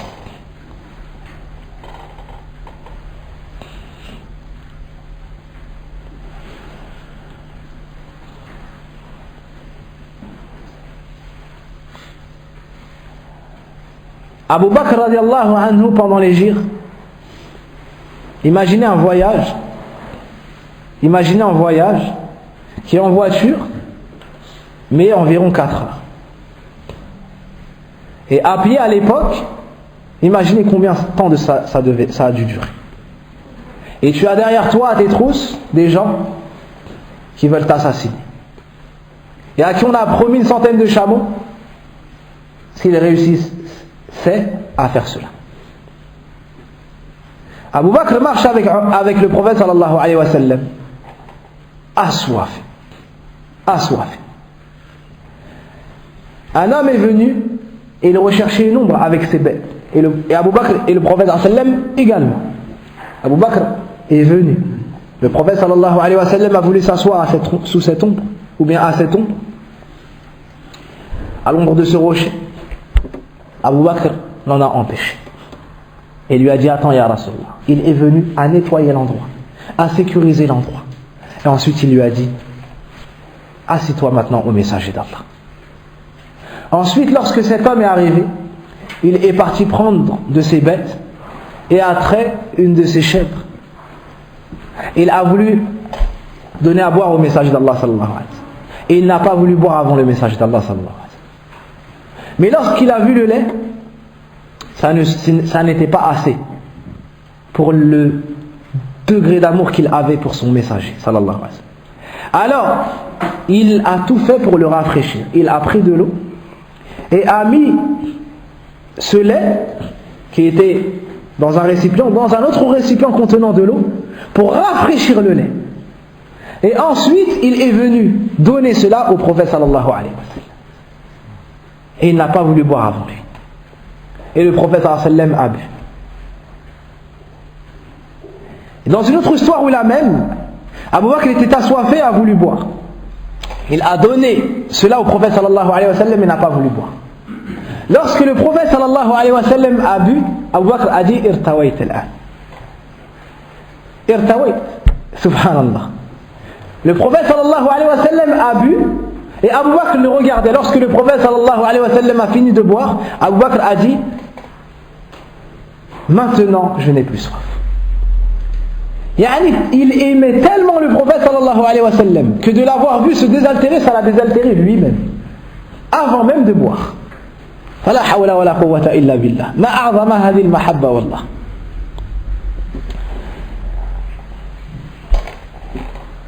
أهل الحديث من بعدهم. Un homme qui enseignait le hadith à ses élèves, un jour a commencé l'explication du livre Al-Arba'in al-Nawawiyya, le livre de Yahya ibn Sharaf al-Din al-Nawawi, rahimahullah ta'ala. Les 42 hadiths que vous connaissez, Inch'Allah, donc à contraire, il nous faut les mémoriser et les étudier. Lorsque son élève s'est présenté à lui, le shir était comme cela. Il a commencé le hadith. Il a commencé le premier hadith. عن أمير المؤمنين أبي حفص عمر بن الخطاب رضي الله عنه قال سمعت رسول الله صلى الله عليه وسلم يقول إنما الأعمال بالنيات وإنما لكل امرئ ما نوى فمن كانت هجرته إلى الله ورسوله فهجرته إلى الله ورسوله ومن كانت هجرته للدنيا يصيبها وامرأة ينكحها فهجرته إلى ما هاجر إليه.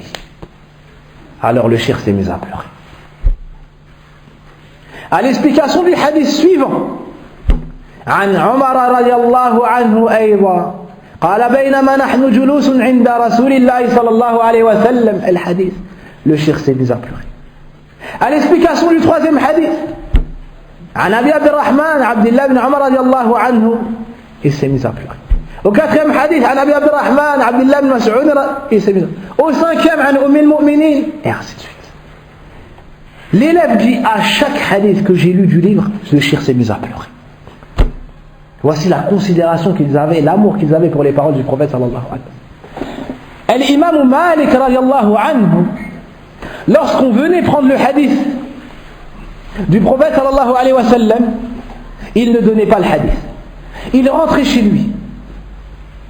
Il prenait une douche, il mettait ses plus beaux vêtements, il mettait sa imama, mettait du parfum et ensuite seulement il sortait pour donner le hadith du prophète sallallahu alayhi wa sallam.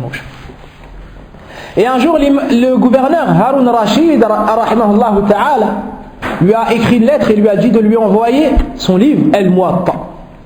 Alors l'imam Malik lui a dit, Al-ilm yu'ta ilay wa la ya'ti. La science, elle ne se déplace pas vers les gens, mais lui, il vous faut venir à elle. Alors le gouverneur est venu voir l'imam Malik et a frappé à sa porte. Lorsque l'imam Malik fut informé de la venue de Harun Rashid, il a tardé à venir. Lorsqu'il est sorti, le gouverneur lui a dit, Ma hadha ya Malik, talabnak famtana'ta anna, fa'idha ji'na ta'akharta anna. Je t'ai demandé que tu viennes à nous, tu as refusé. Et maintenant que je viens à ta porte, tu me fais attendre tout ce temps-là. L'imam Malik lui a dit, ah, imam, ô toi le gouverneur, inna wuqufa al-ulama inda abwab al-umara. Sache que le fait que les savants viennent à la porte des gouverneurs, il n'y a pas leur noblesse dans cela. Mais le fait que le gouverneur se tienne devant la porte des gens de science, cela est une noblesse. Lorsque j'ai su que c'était toi à ma porte, j'ai su que tu ne venais pas pour ce bas monde et les richesses de ce bas monde. J'ai su que tu venais pour les hadiths du messager d'Allah. Alors je suis parti me laver. Et j'ai mis mes plus beaux vêtements et je me suis préparé à te dire les paroles du prophète sallallahu alayhi wa sallam. Il se préparait pour cela, subhanallah. Et lorsqu'il y a eu l'imam al-Shafi'i, qui était un enfant, à la fin du majlis, et il n'avait pas beaucoup d'argent, l'imam Malik faisait son cours. Et c'était un homme qui avait une grande prestance. Et il y avait l'imam al-Shafi'i au fond qui était encore un enfant. Et l'imam Malik de loin voyait l'imam Shafi'i, enfant, qui faisait des gestes comme ça sur la terre. D'accord? C'était pas des tapis comme au jour d'aujourd'hui. À la fin du cours sur le hadith, l'imam Malik l'a appelé. Et il lui a dit, viens là. أنت تلعب وأنا أحدث الناس عن رسول الله صلى الله عليه وسلم أحدث الناس حديث رسول الله صلى الله عليه وسلم. J'enseigne aux gens le hadith du messager d'Allah sallallahu alayhi wa sallam et toi tu joues avec la terre. Ensuite il a pris un bâton et il l'a corrigé. Il l'a corrigé. D'accord? L'imam Shafi'i s'est tué et n'a rien dit. À la fin, l'imam Shafi'i a demandé la permission de parler. L'imam Malik lui a dit, je t'en prie. Il lui a dit, ya imam, ma kuntu al'ab. Oh imam, je n'étais pas en train de jouer. Walakin kuntu aktubu ahadith Rasulillahi sallallahu alayhi wa sallam ala l'ard. Li faqdil ad-daftar. Oh imam, je n'avais pas de cahier. Alors quand tu disais les hadiths, moi sache que je n'étais pas en train de jouer. Mais j'écrivais les hadiths sur la terre pour les apprendre. L'imam Malik lui a dit, non. T'écrivais les hadiths sur la terre? Il lui a dit oui, et je peux tous te les réciter. Il lui a récité tous les hadiths que l'imam Malik avait dit dans le cours. Alors l'imam Malik est resté comme cela émerveillé. Et il lui a dit d'accord. Et il s'est excusé, il lui a dit qu'est-ce qu'il voulait en contrepartie. Il lui a dit ya imam, li kulli darbatin hadithun tu'allimuni. Pour chaque coup que tu m'as mis, tu m'apprends un autre hadith. Pour chaque coup que tu m'as mis, tu m'apprends un autre hadith. Lorsque l'imam Malik lui a appris le nombre de hadiths équivalent au nombre de coups qu'il lui avait mis, il lui a dit maintenant on est quitte. L'imam Shafi'i a dit non ya imam. Ya imam, frappe-moi encore et rajoute-moi des hadiths. Ya imam, tape-moi et rajoute-moi des hadiths. Yani l'amour de la parole du prophète sallallahu alayhi wa sallam était tellement immense qu'ils écrivaient ces paroles sur la terre. Et la douleur n'avait aucune importance si la finalité était la mémorisation des paroles de leur bien-aimé sallallahu alayhi wa sallam. Et alors qu'un des anciens, des pieux prédécesseurs était en train de mourir, on lui a demandé quelle est la chose que tu aimerais le plus aujourd'hui? Quel est ton plus grand plaisir? Il a répondu Baytun khali wa sanadun ali. Il a répondu une maison vide et une chaîne de transmission la plus courte possible entre moi et le message d'Allah. Des hadiths. Et l'imam Ahmed rahimahullah ta'ala, lorsqu'un grand savant est venu à Bagdad, il a délaissé les prières de nuit pour se rappeler avec lui le hadith, toute la nuit. Toute la nuit. Il a mémorisé 1000 hadiths, 1 million de hadiths. 1 million de hadiths. Subhanallah. Et Sufyan al-Thawri et d'autres disent, j'ai oublié de ma science. Comme un hadith. Là, une part, si un d'entre vous aujourd'hui mémorisait cela, il serait un sable. Tellement il mémorisait les paroles du prophète sallallahu alayhi wa sallam. Un des anciens, alors qu'il faisait un cours et transmettait les hadiths du prophète sallallahu alayhi wa sallam, a reçu des piqûres de scorpions. Il recevait des piqûres de scorpions et n'arrêtait pas de dire le hadith. Un coup, 2, 10, 20, jusqu'à 26. Il a fini le hadith et ensuite il s'est occupé des scorpions. On lui a dit, ya imam, pourquoi ne t'es-tu pas défendu? Savez-vous ce qu'il a répondu? Il ne convenait pas à ma personne d'arrêter de réciter le hadith du prophète sallallahu alayhi wa sallam pour quoi que ce soit. Pour quoi que ce soit. J'ai détesté interrompre la récitation du hadith du prophète sallallahu alayhi wa sallam. Et les exemples sont nombreux et nombreux et nombreux. Et wallahi, que la foi augmente en entendant ces histoires. Que la détermination augmente en entendant ces histoires. Et qu'on espère encore plus suivre la sunna du prophète sallallahu alayhi wa sallam, apprendre sa vie, son histoire, mettre en pratique sa sunna et la transmettre aux gens. Et pour finir, deux hadiths qui vont nous montrer les fruits de cet amour. Dans ce bas monde, ils sont nombreux, mais je m'arrête sur ces deux hadiths. Anas ibn Malik radiyallahu anhu nous dit, قال النبي صلى الله عليه وسلم, pardon, ثلاث من كن فيه وجد بهن حلاوة الإيمان أن يكون الله ورسوله أحب إليه مما سواهما وأن يحب المرء لا يحبه إلا لله وأن يكره أن يعود في الكفر بعد إذ أنقذه الله منه كما يكره يقذف في النار. رواه البخاري. Le prophète sallallahu alayhi wa sallam nous dit, ou muslim, le prophète sallallahu alayhi wa sallam nous dit trois choses. Celui qui les a goûtera aux délices de la foi, c'est-à-dire dans ce bas. La première chose, qu'Allah et son messager lui soient plus chers que toute chose. Qu'Allah et son messager lui soient plus aimés que toute autre chose. Qu'il aime la personne ne l'aimant que pour Allah. Et qu'il déteste retourner à la mécréance après qu'Allah l'en ait sauvé, comme il détesterait être jeté dans le feu de l'enfer. Donc la première chose pour goûter aux délices de la foi est d'aimer Allah plus que toutes les créatures, plus que toute chose, et d'aimer le prophète sallallahu alayhi wa sallam plus que toutes les créatures. Le deuxième hadith est d'Anas encore, radiallahu anhu, il nous dit, جاء أعرابي إلى النبي صلى الله عليه وسلم فقال له يا رسول الله متى الساعة. Un bédouin est venu voir le prophète sallallahu alayhi wa sallam, il lui a dit, ô messager d'Allah, à quand l'heure? Informez-moi de la fin du monde, c'est quand? فقال له النبي صلى الله عليه وسلم ما أعددت لها. Qu'as-tu préparé pour ce jour? L'important c'est pas de savoir la mort ou tout le monde va mourir, mais qu'est-ce que tu as comme provision pour ce jour-là? Le jour où tu vas comparaître devant Allah le Seigneur des mondes, le jour où nous allons te remettre ton livre de la main droite ou de la main gauche, le jour où une partie entrera en paradis, une partie en enfer. Qu'as-tu donc préparé pour ce jour-là? Il a répondu ما أعددت لها كثيرا من الصيام ولا من الصلوات ولا الصيام أي من النوافل إلا أني أحب الله ورسوله. Il a répondu, je n'ai pas préparé beaucoup de prières surrogatoires, ni de jeûnes surrogatoires,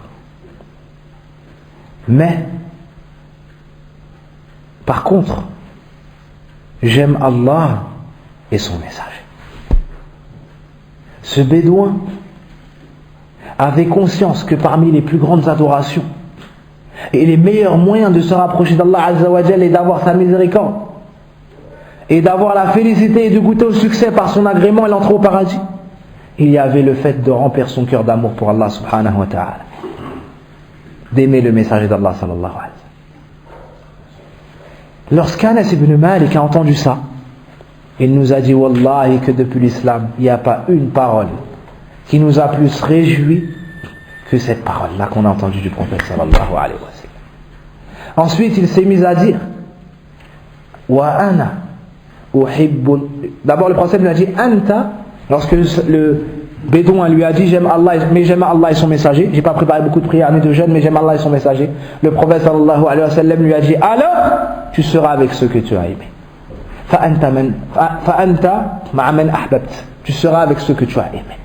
Anas ibn Malik dit, je n'ai jamais été réjoui d'une chose.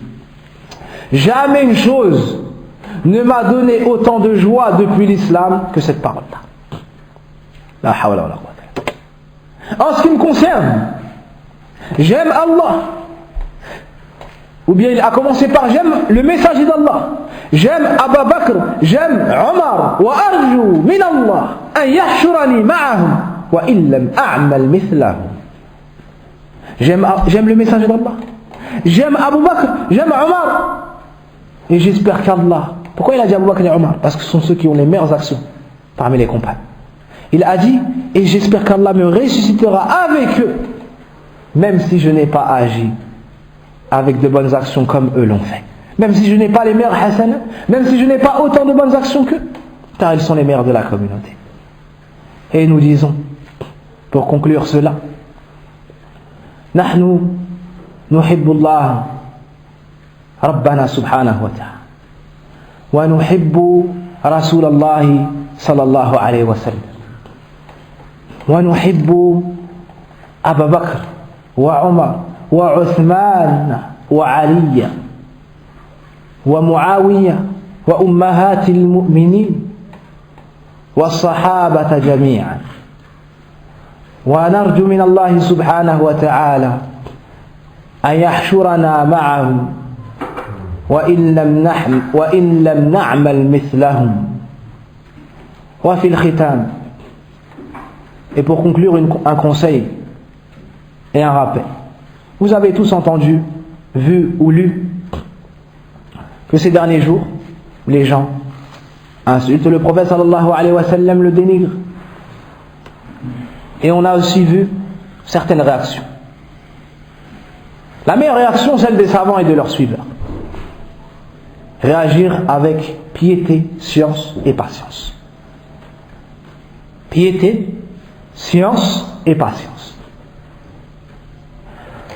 Et on a vu aussi de mauvaises réactions. De mauvaises paroles, brûler des choses, des incivilités, et des gens s'entretuer dans les pays musulmans entre eux. Est-ce que c'est cela qu'Allah veut voir de nous? La wallah.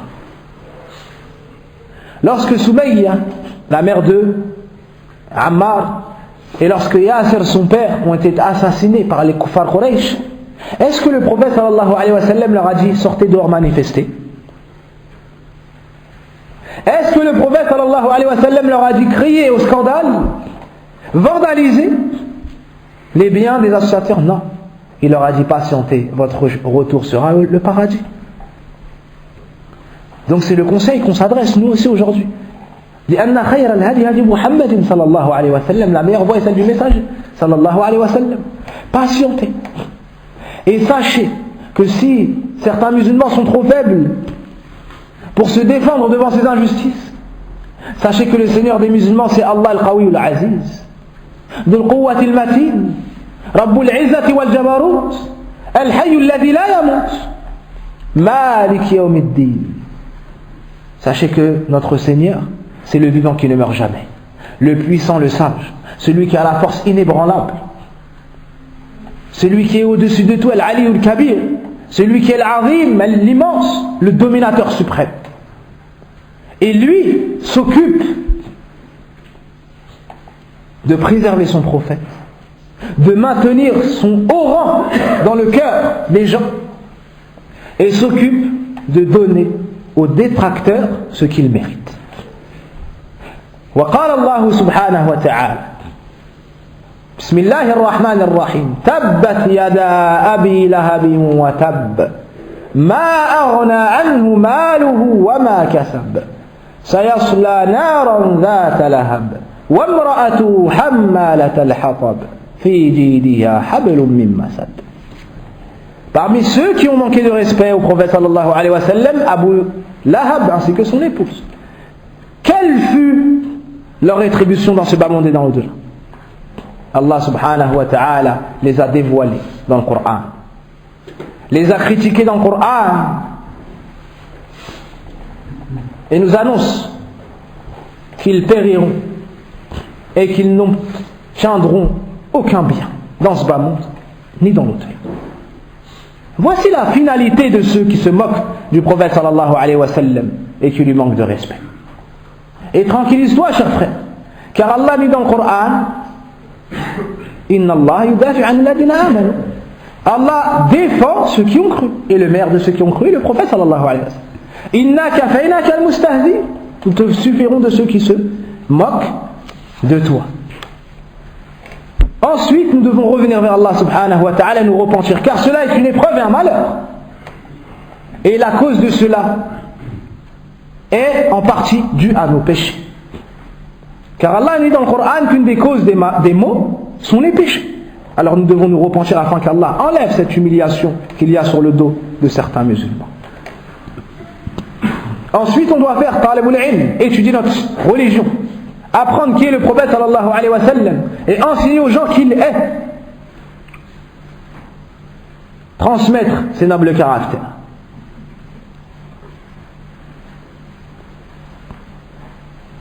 أعوذ بالله من الشيطان الرجيم إن شانئك هو الأبتر وصل اللهم على نبينا محمد وعلى آله وصحبه وسلم تسليما مزيدا سبحانك اللهم وبحمدك أشهد أن لا إله إلا أنت أستغفرك وأتوب إليك